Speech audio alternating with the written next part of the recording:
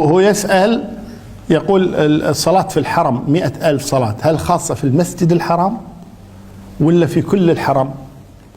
يعني هناك المسجد الحرام وهناك الحرم. الحرم حدوده كبيرة جدا، يعني الحرم حدوده يعني من المسجد إلى التنعيم تقريبا 6 إلى 7 كيلو، هذا كله حرم. ومن المسجد إلى عرفة تقريبا 16 كيلو، هذا كله حرم. ومن المسجد الحرام إلى الحديبية تقريبا 36 كيلو، هذا كله حرم. ومن المسجد إلى أضاه تقريبا 12 كيلو، هذا كله حرم. فحدود الحرم غير حدود المسجد الحرام، هناك فرق. ولذلك مزدلفة من الحرم، منى من الحرم، العزيزية من الحرم، الششة من الحرم، هذه داخل حدود الحرم وإن كانت خارج حدود المسجد الحرام. فهناك المسجد الحرام وهناك الحرم. كذلك المدني في المسجد المدني، المسجد الحرام، وفي حدود الحرم. المسجد النبوي معروف حدوده، أما حرم المدني تقريبا 22 كيلو من كل جهة، من 4 جهات 22 كيلو، كله يسمى الحرم المدني. فهناك الحرم المكي وهناك الحرم المدني، وهناك الحرم الجامعي، صح؟ حرم الجامعة. في حرم جامعة محمد؟ ليه؟ إذا الحرم المكي والحرم المدني، حتى المسجد الأقصى ليس بحرم. المسجد الأقصى ليس، لما نقول حرم يحرم فيه الصيد، يحرم التقاط اللقطة، طيب، تنفير الصيد، قطع الشجر، لأن هذه الحرم. أما المسجد الأقصى مو حرم، والجامعات طبعا أكيد مو حرم. فالقصد أن الحرم المكي، هل اللي يصلي بالعزيزية يأخذ 100,000 مثلا، أو يصلي بمزدلفة، أو يصلي في منى، أو يصلي في بالفندق مثلا، هل يأخذ 100,000 أو لا؟ فيها خلاف بين أهل العلم. أكثر أهل العلم أن 100,000 أي مكان في الحرم، مزدلفة، في العزيزية، في منى.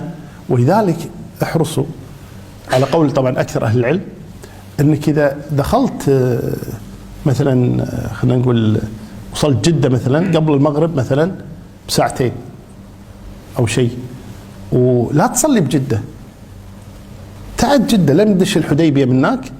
لما تشوف اللي هو مكان مكتوب عليه اللي هو الحدود الحرم حاطينها، اللي مكتوب طريق غير المسلمين، يعني يقول غير المسلمين يطلعون مني، ما يدش مني الا المسلمين، هذا بداية الحرم.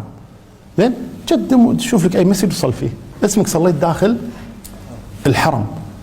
فعلى قول جماهير أهل العلم أن كل حدود الحرم 100,000 صلاة، كل حدود الحرم فيها 100,000 الصلاة ب100,000. بعض أهل العلم يرى أن لا، بس المسجد الحرام، بس المسجد الحرام. والأظهر والعلم عند الله تبارك وتعالى أن كل حدود الحرم كلها تعتبر 100,000 صلاة، في العزيزية، في منى، في المزدلفة، كلها ب100,000 صلاة، والله العالم. لأن الله تبارك وتعالى يقول: سبحان الذي أسرى بعبده ليلا من المسجد الحرام والنبي أسري به من بيت أم هانئ، وسماها المسجد الحرام، سمى بيت أم هانئ وهي خارج المسجد، فسماها المسجد الحرام، فدل هذا على أن كل هذا حرم، والله العالم. فالقصد أن الصلاة فيه في كل الحرم على قول أكثر أهل العلم. أما المضاعفة هل هي في النافلة والفريضة ولا خاصة بالفريضة؟ أكثر أهل العلم خاصة بالفريضة، هي التي تضاعف. لكن الإمام الشوكاني رحمه الله تعالى يقول: فضل الله عظيم، ما الذي يمنع أن حتى النافلة تضاعف؟ فأنت كثر نوافل وكثر صلاة واحتسب الأجر عند الله، أن هذا شيء غير ملموس. يعني هل كتب الله لنا صلاة أو كتب الله لنا 100,000 صلاة؟ كذلك في الحرم المدني، هل هي صلاة أو 1000 صلاة؟ يعني طبعا الحرم المدني صلاة بس بالمسجد المدني ب1000 صلاة، 1000 بس بالمسجد المدني، ليس بالحرم المدني. مكة هي اللي يقول بالحرم المكي. نعم.